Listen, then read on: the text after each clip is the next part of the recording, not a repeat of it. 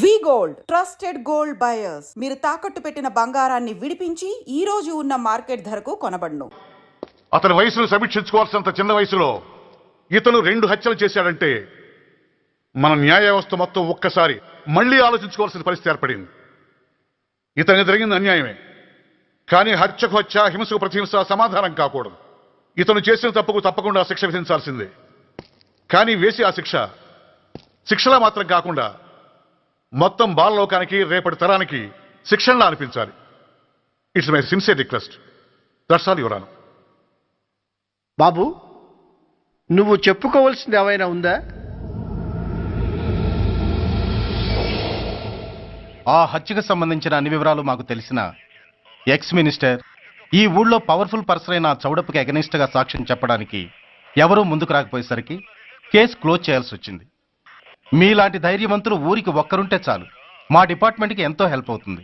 దేశం కోసం ప్రాణాలు ఇవ్వడానికి సిద్ధపడ్డ సైనికుడిని నేను. మేం కాపాడుతున్న దేశంలో ఇలాంటి కిరాతులు ఉండటానికి వీల్లేదు. ఇదిగోండి కంప్లైంట్, వెంటనే కేసు బుక్ చేయండి. మీరు ఎప్పుడు రమ్మంటే అప్పుడు నేను కోర్టుకు రావడానికి సిద్ధం. Thank you. I appreciate your spirit. Thank you.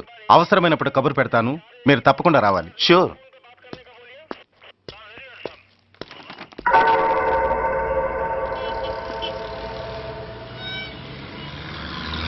అవును సార్, రిపోర్ట్ ఇచ్చి వెళ్ళాడు. అడ్రస్ తెలుసు సార్, మిలిటరీలో పనిచేస్తాడంట. లీవ్ మీద ఇంటికి వచ్చాడు. వాడి సంగతి మేము చూసుకుంటాం సార్, మీరేం వరి అవ్వకండి. అరేరేరే, ఈ మాత్రం దానికి మీరెందుకు సార్, మేమెందుకున్నాం? తెల్లారేసరికి వాడు ఎన్కౌంటర్ అయిపోతాడు. సరేనా? ఓకే సార్, ఉంటారు సార్. నమస్తే.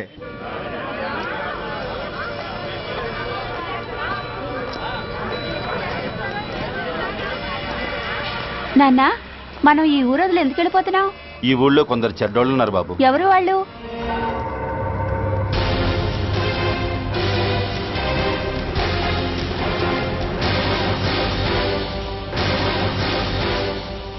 జై జవాన్.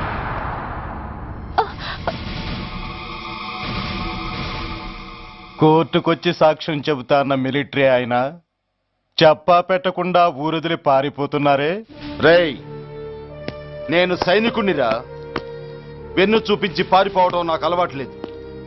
కాకి బట్టలు తొడుక్కొని అలాంటి లుచ్చాల దగ్గర పాకి పనిచేసే ఇలాంటి వాళ్ళ పని పట్టడానికి మళ్ళీ తప్పకుండా తిరిగి వస్తానురా. అంత లేదమ్మా, అసలు నువ్వు ఇక్కడి నుంచి వెళితే కదా తిరిగి రావటానికి. తమ్ముంటే ఆపండిరా. చా రండిరా.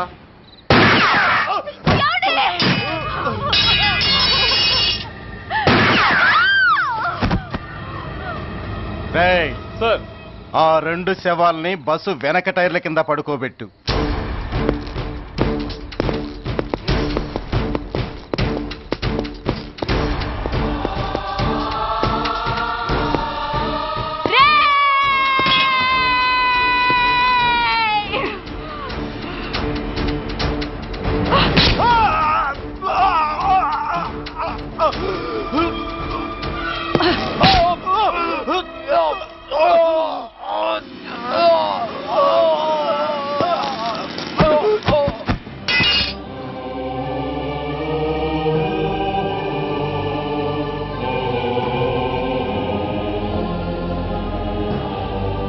నాకు తుపాకీ ఇప్పించాడు సార్. ఇక్కడున్న పోలీసులందరినీ చంపేస్తాను సార్. వాళ్ళు మంచి వాళ్ళు కాదు సార్. మా నాన్న దేశాన్ని కాపాడే సైనికుడు సార్. మా అమ్మని నాన్నని అన్యాయంగా చంపేశారు సార్ ఈ పోలీసులు. అసలు పోలీసు అనేవాడు బతకూడదు సార్, బతకూడదు. నాకు తుపాకీ ఇప్పించండి సార్, ఇప్పించండి, ఇప్పించండి.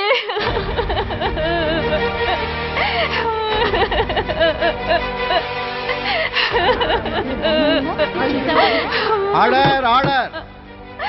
The judgment is reserved. Court is adjourned. ఏ తలబట్టేసిందా? మీరా?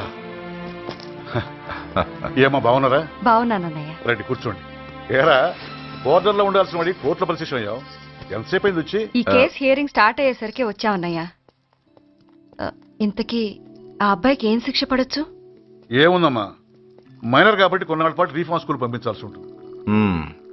ఆ శిక్ష వేసేసి చేతులు దులిపేసుకుంటారు, అంతేగా? నేరం చేసిన వాడికి శిక్ష వేయటం, చేతులు దులుపుకోవడం ఎలా అవుతుందిరా? వాడు చేసింది తప్పు కాదని నీ అంతరాత్మకు తెలియదా? మన దృష్టిలో తప్పు కాకపోయినా చట్టం దృష్టిలో అది నేరం. దానికి శిక్ష వేయక తప్పదు. అసలు శిక్ష అనేది ఎందుకురా? మనిషిలో పరివర్తన తేవటానికి. మీరు వేసే శిక్ష వాడిని తప్పు తెలుసుకొనివ్వదు, తప్పుదారిలోకి మళ్ళిస్తుంది. ఏంటో నువ్వు అనేది? ఆ పసి మనసులో ఎంత ఆవేదన ఆవేశం ఉన్నాయో చూశావు కదా. శిక్షాకాలంలో అవి వాడితో పాటే పెరుగుతాయి తప్ప తరగవు. సమాజం మీద కక్షతో, వ్యవస్థ మీద హేట్రెడ్తో ఓ రెబల్గా సొసైటీలోకి వస్తాడు. దగ్గరకు తీసుకుని ఆదరించేవాళ్ళు లేక మరో క్రిమినల్గా తయారవుతాడు. ఇంతకీ నువ్వు అనేది ఏమిట్రా? మా కన్న కొడుకు ఎలాగూ పోయాడు, వాణ్ణి మేం పెంచుకుంటాం. Yes, we want to adopt him. I appreciate your humanity major Bhargav, but చట్టానికి విచారణ చేయటంలోనూ శిక్ష విధించటంలోనే కాదు, ఆ శిక్షను అమలు చేయటంలో కూడా కొన్ని పరిమితులు ఉంటాయి. శిక్షాకాలం పూర్తి కాకుండా అతన్ని మీకు హ్యాండ్ ఓవర్ చేయటం కష్టం అవుతుంది. ఇంతకీ ఆ కుర్రాడి మీద మీకు ఎందుకంత ఇంట్రెస్ట్? అతను ఓ సిన్సియర్ మిలిటరీ మ్యాన్ కొడుకు సార్. అంటే ఆ చనిపోయిన అతను? He was my subordinate sir. Oh I see. Okay, I will do one thing. ప్రస్తుతానికి ప్రొసీజర్ ప్రకారం అతన్ని రిఫార్మ్ స్కూల్కి పంపిద్దాం. ఈలోగా గవర్నమెంట్కి, లా అండ్ ఆర్డర్ డిపార్ట్మెంట్కి స్పెషల్ పర్మిషన్ కోసం అప్లై చేసి వాళ్ళని ఒప్పిస్తాను. ఆ తర్వాత అతన్ని మీరు తీసుకెళ్ళవచ్చు. Thank you very much sir. వస్తాం సార్. మంచిది. మేజర్ గారు, ఆ కుర్రాడిని మీరు ఏం చేద్దాం అనుకుంటున్నారు? ఏ డిపార్ట్మెంట్ అయితే అధికార దుర్వినియోగం చేసి ఓ నేరస్తుని తయారు చేసిందో అదే డిపార్ట్మెంట్లో చేరుస్తాను. I will make him an honest police.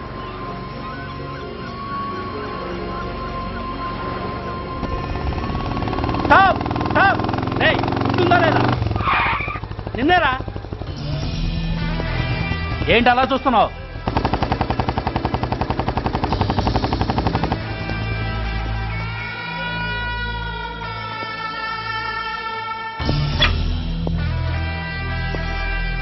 ఏంట్రా? ఏంటి మీదకి వస్తున్నావు? ఏమన్నావురా? సిగ్నల్ పడకుండా ఎందుకు వెళ్ళావు? నన్ను నువ్వు ఏమన్నావు? బుద్ధి ఉందా లేదా అన్నాను. ఓహో,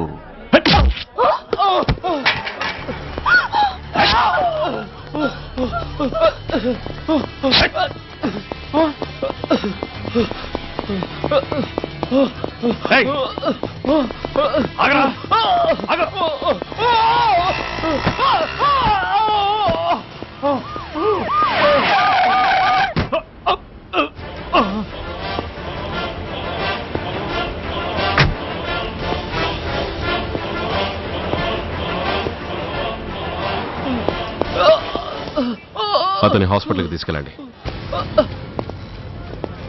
డ్రాప్ ది నైఫ్. కత్తి కింద పడై.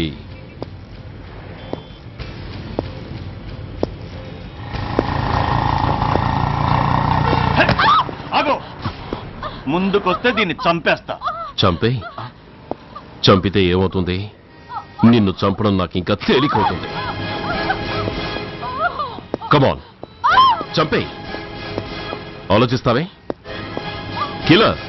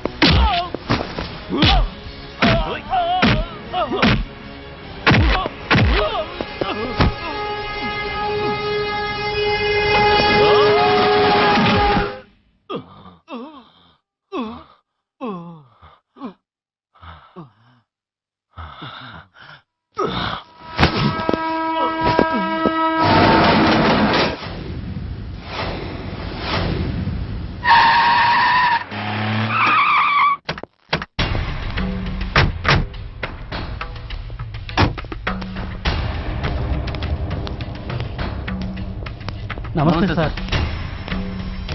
నమస్తే సార్.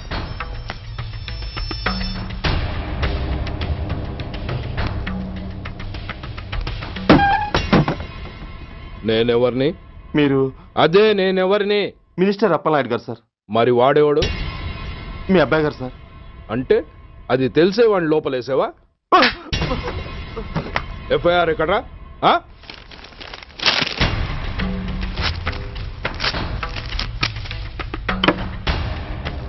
నువ్వే నా రైటర్వి? అవును సార్. నీకెన్ని గుండెలుంటే మా వాడి మీద ఎఫ్ఐఆర్ రాస్తారా? రే సెల్ తాళాలు ఎక్కడ్రా? ఇదిగోండి సార్. నీ అబ్బా నాకిస్తారా? ఇల్లు తెరువు. అసలు ఎవడ్రా నా కొడుకుని అరెస్ట్ చేసింది? ఏసీపీ సూర్య గారు అంటున్నానా? తూ నీ అబ్బా సిగ్గు లేదురా? ఆడంగి నాయల్లా తన్నులు తినొస్తారా? నా కడుపున చెడబుట్టావు కదరా. వెళ్ళు కార్లో కూర్చో. రేయ్ అసలే అడ్డదారులు అసెంబ్లీకి వెళ్ళినోడిని.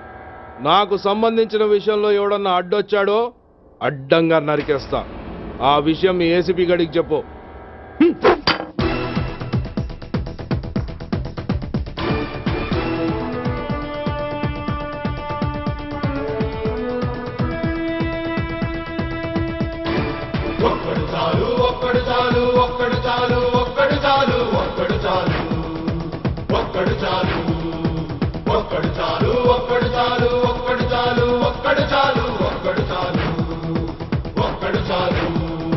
దేశమాత నుదుటి గీత మార్చేందుకు తిరుగులేని కొత్త రాత రాసేందుకు ఒక్కడు చాలు ఒక్కడు చాలు ఒక్కడు ఒక్కడు ఒక్కడు చాలు ఒక్కడు చాలు ఒక్కడు చాలు. నూతనంగా ఉప్పొంగే ఈ చరితం పోతనన్న రాయలేని భాగవతం. విశ్వమంతా విస్తుపోయి భరత జాతి వంక చూడ బలవంతుడొక్కడు చాలు ఒక్కడు చాలు. ఆ ఒక్కడు నువ్వే కావాలి నువ్వే కావాలి. ప్రతి ఒక్కడు నీతో రావాలి నీతో రావాలి. ఆ ఒక్కడు నువ్వే కావాలి నువ్వే కావాలి. ప్రతి ఒక్కడు నీతో రావాలి నీతో రావాలి.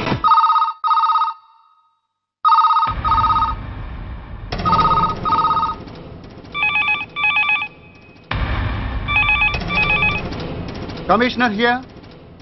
ఏంటి ఏ పోలీస్ స్టేషన్లోనూ ఫోన్లు ఎత్తడం లేదా? ఏమయ్యారు వీళ్ళంతా?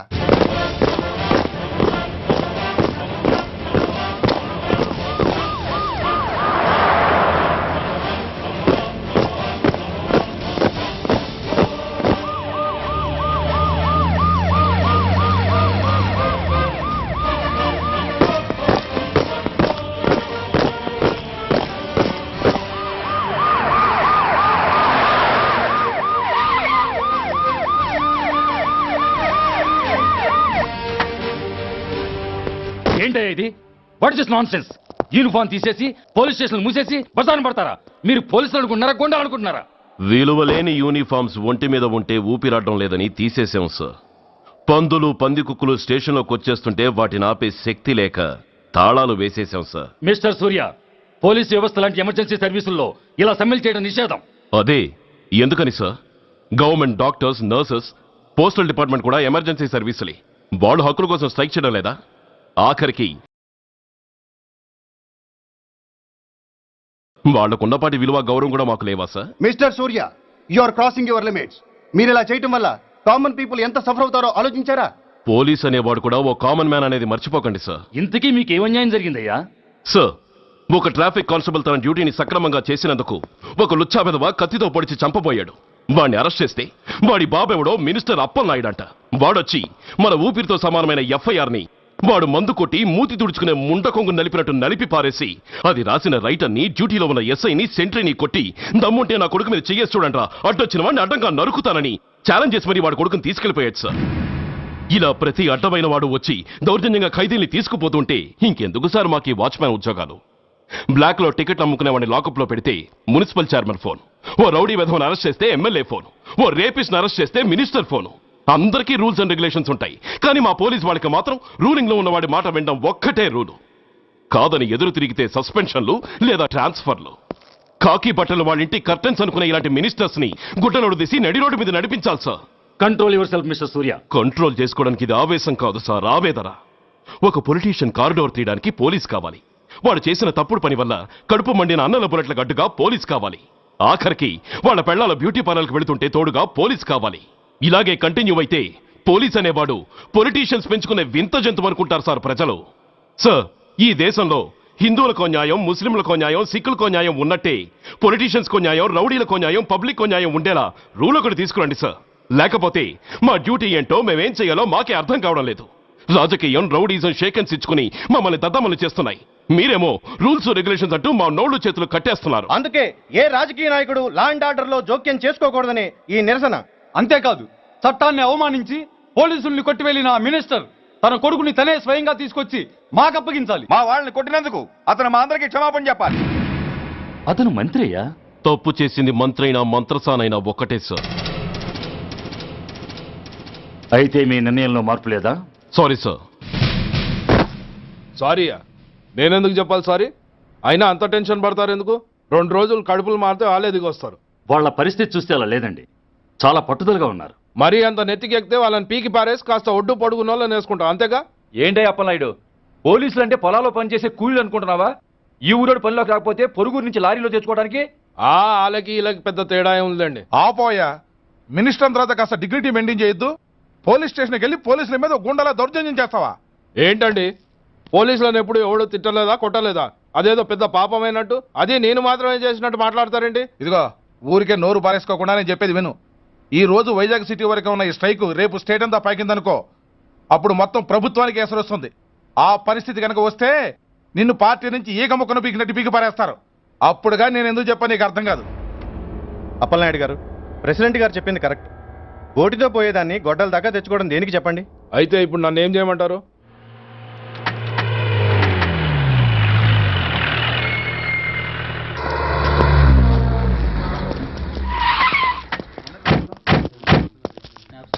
హలో, మా ఈ నిరసన పబ్లిసిటీ కోసం కాదు, మా ప్రాబ్లం సాల్వ్ చేసుకోవడం కోసమని మీకు ముందే చెప్పాను. మళ్ళీ ఎందుకు వచ్చారు? మినిస్టర్ గారు రమ్మంటే రాకుండా ఎలా ఉండగలం సార్? మినిస్టరా? ఏ మినిస్టర్? అప్పలనాయుడు గారే సార్.